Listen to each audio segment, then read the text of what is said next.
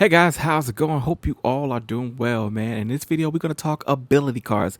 I'm going to give you the best loadout that I use for ability cards for offense and defense. But before I get to that, man, do me a huge favor. Hit the subscribe button because I make guide tip videos all the time. By hitting the subscribe button, it'll ensure you don't miss the next video. Plus, it helps the channel out tremendously. So now that all that's out of the way, let's get right into it. All right, so ability cards give you extra boosts and different stats to be able to help you be as strong as possible in Red Dead Online. And in my opinion, man, ability cards can be placed anywhere, anyway. It just all depends on what you are trying to achieve with your player. So I recommend that you go through, read the stats for each of the ability cards. Don't just go off of what I have, because what I have works for me. It may not necessarily work for you, but it works for me.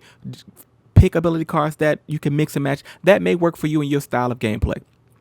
Now with that out of the way, let me show you what I got. All right, and here's my loading. The first thing I went with a moment to recuperate. I went with that for my Deadeye spot because while Deadeye is active, you regenerate health. So that gives me a little bit more of a tanky feel while I'm taking damage during Deadeye because, hey, who doesn't like to regenerate health while you're being shot at? So this one for me is great for defense. And if you're feeling like you're running out of health while you're in a tough situation, throw on Deadeye. Even if you don't need to throw it on, and while they're shooting at you, boom, you're going to regenerate health. So this is a good thing that keeps me alive as long as possible. And then I picked next was to come back strong, and then I got that at a 3 because your health regenerates faster and your health begins to regenerate much sooner after you start taking damage. So the minute you start taking damage, you start regenerating that health faster. Again, this keeps you tanky so that you can get through those tough missions without getting dropped by one shot. And then I went with sharpshooter, and I got that at a 3 because while using the scope, you deal much more damage and take less damage at the same time. So when you throw on that scope, and I like to use the scope a lot, especially when I'm doing different gang hideouts so I can pop them off before I even get in there. The scope, I use it a lot. So if you feel like you use the scope a lot, this is a great one to throw on that gives you that defense and extra damage while you're using the scope. And then next I went with Cold Blooded. I got that at a 1. I'll upgrade that to 3. I just haven't had time, or I actually really forgot to do it. But I'll upgrade that to a 3. And I have Cold Blooded because after killing an enemy, you will regain a little health over time, over the next 3 seconds. So every kill for 3 seconds, I'm getting a little bit of health back. So again, this loadout helps me to be tanky. It's really defense driven with a little bit of offense with me having the sharpshooter in.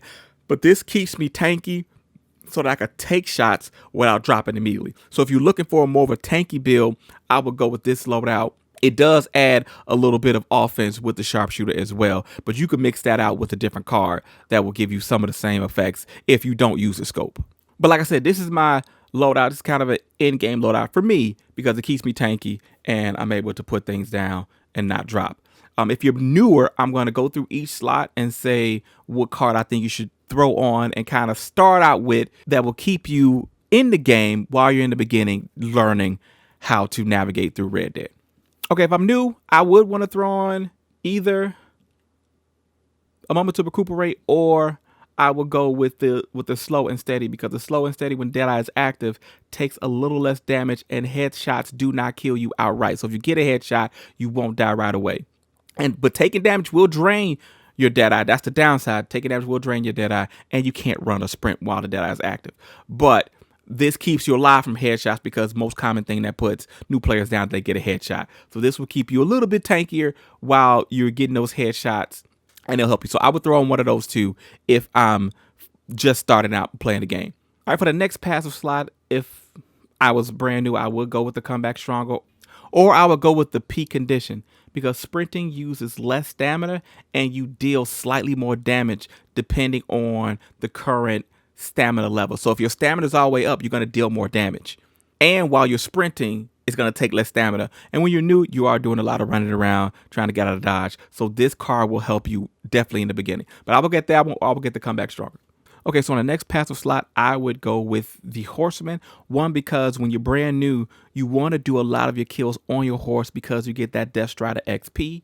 So this will give you the ability to deal a little more damage while you're on your horse. So it's going to put them down faster. So this is a great card to have in the beginning because you're trying to level up as fast as possible, and being able to get that extra XP from the Death Strider, this is going to help you out. Okay, the next spot, if I don't have on Cold Blooded, or if I don't have on Come Back Stronger, and I'm looking for something just different for a newer player, then I would come over here to the Eye for an Eye, because killing an enemy with the headshot, which you can get easily, restores a little of your dead eye. Now, why this is important is because if you have on a moment to recuperate the dead eye slot, remember, once you have that dead eye active, you're going to regenerate health the whole time that dead eye is active. So you want to be able to restore your dead eye as fast as possible. And this card is going to help you restore your dead eye as fast as possible and extend it while you have that moment to recuperate on, which is going to make you a little bit more tankier in the beginning. Now, another tip about ability cards, how you level them up is whichever card you have listed in the passive slots. Like, so these 4 are active, they're leveling up as I am leveling up. So whatever XP I'm getting in any missions is going to this as well, and is leveling them up as well at the same time.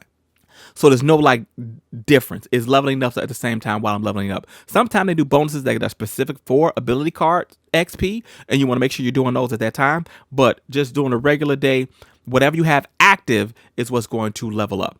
So you just got to make sure the cards that you want to level up, you have active and you switch them out. Now, as you guys see, I just leveled up Cold Blood. It was at 1, it's at 2 now, and see it's like 0 XP.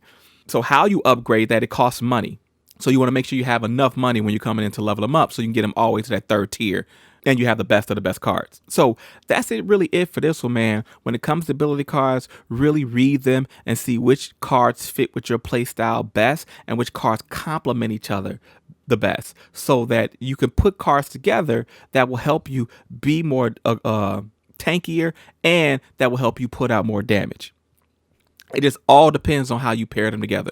But again, this is my loadout. I gave you the new player cards that I will put in if I'm trying to just get started in the game and I need some cards that's going to help me level up and stay alive at the same time. I will go back and look at those cards, and I'll put those cards in as well. So that's it for this one. Hopefully it was helpful in some way, shape, or form. But if it was, man, do me a huge favor. Hit that subscribe button, because I make guide and tip videos all the time. By hitting the subscribe button, it'll ensure you don't miss the next video. Plus, it helps the channel out tremendously. I'm up out here, man. Good luck with the ability cards, and I'll catch you guys on the flip side. Hey, Outlaws, if you enjoyed that video, then check out this next video. That's some more Red Dead Online content.